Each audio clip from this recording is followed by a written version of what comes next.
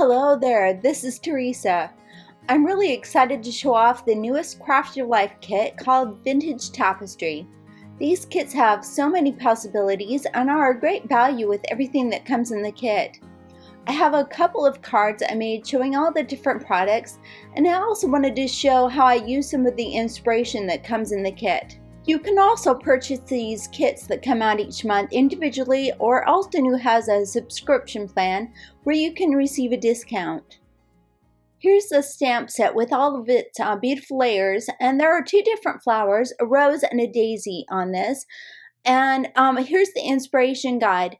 I will love all the inspiration they give, and I love the colors on this one. So that's what I'm end up using. And they also have stencils. So the fourth stencil is the first layer of that rose, and you're going to stencil on the solid layer, and then you'll go ahead and stamp it. There are 4 stencils that are numbered, and they've also included the same image that's on the embossing folder, and there's also a layering guide for that.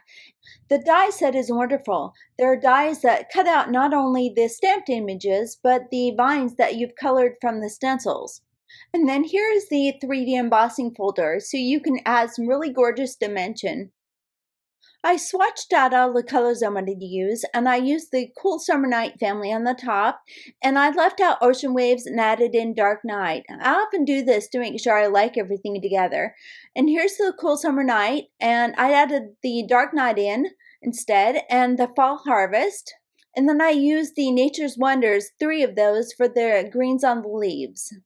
I used butternut ink for the solid layer with the stencil, and I'll show an alternate way of using the stencil when I create a second rose. So I'm just using a small blending tool to blend that on, and then I'll put that in my MISTI. I'm using a 5x5 piece of cardstock here so I can rotate it and create multiple flowers. I'm adding the second layer of stamp to this, and I'll use pumpkin pie ink, and I'll stamp that.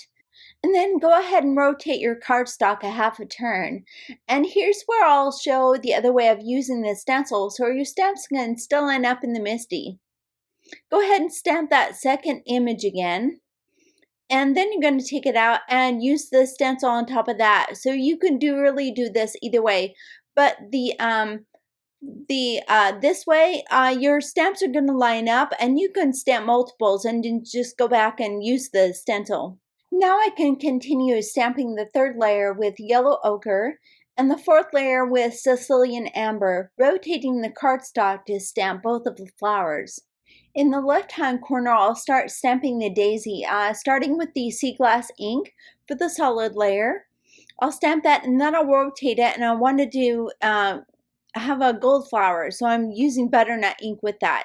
And then the second layer is pumpkin pie, and then I rotate it again and just keep stamping with the ink families.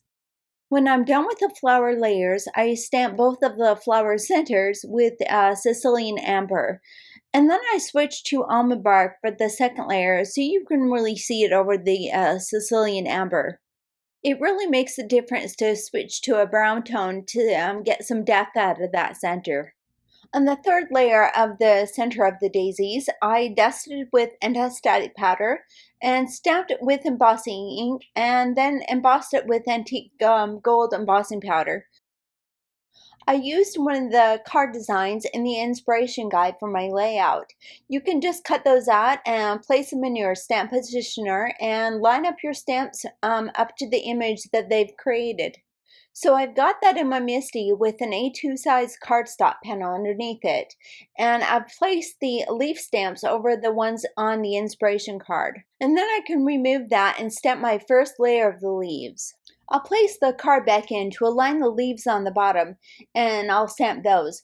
Now I can continue to stamp the layers of the leaves, and there are 3 of those.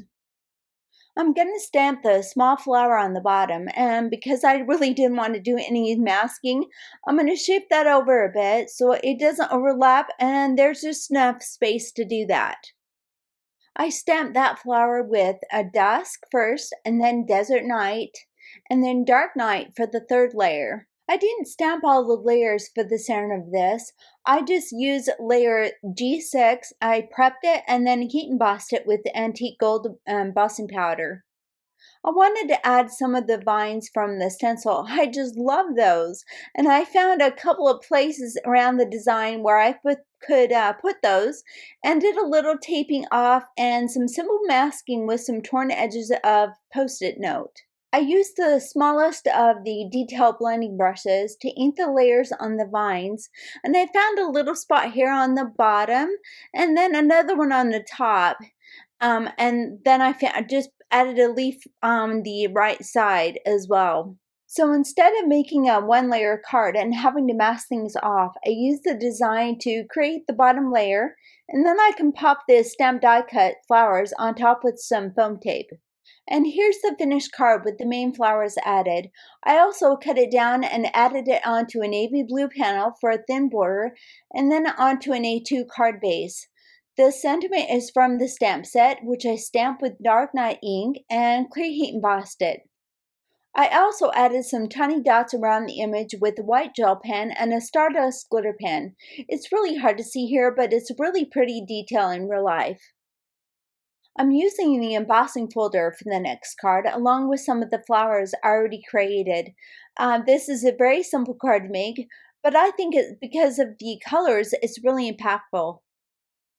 I'm starting with a 6x6 panel of navy blue cardstock, and I'll run that through my die cut machine. I'm always amazed at the gorgeous impression you get with these, and it's so pretty in that dark blue. I'm going to use the Arctic Mixed Media Pigment ink and very lightly wipe over the embossing just to enhance the dimension. I'm using my finger instead of a blending brush because I can feel how much pressure I'm using, so I don't oversaturate it with ink, and my finger doesn't hold a lot of ink like a blending brush can. This ink allows you to wipe off the ink if you get it where you don't want it on this dark cardstock. You can wipe it off with a paper towel. This would definitely not work on a light cardstock, but it's very forgiving on this dark color. Arctic looks like a white ink on the navy, and I love how it gives a glow and makes the embossing pop. Also, if you're wondering why I use a 6x6 cardstock, it's because I feel like there's always a bit of shrinkage when you emboss cardstock, and I can always cut it down to the size I want afterwards. I just love how that looks, and it really makes that stand out. Plus, it's so easy to do and just proves that you don't have to spend a lot of time to make a simple and beautiful card. To finish it off, I cut it down and added it to a gold foil cardstock panel for a thin frame, and then onto an A2 card base. I popped up the flowers with foam tape and heat embossed the sentiment with pure white embossing powder. I really enjoyed using all the inspiration this kit has to offer and adding my own little spin onto it. I have all the supplies listed in the description here on YouTube and on my blog. I also have some other videos at the end here that you might enjoy. Thanks so much for spending your time with me, and as always, I hope you have a great day doing something you love.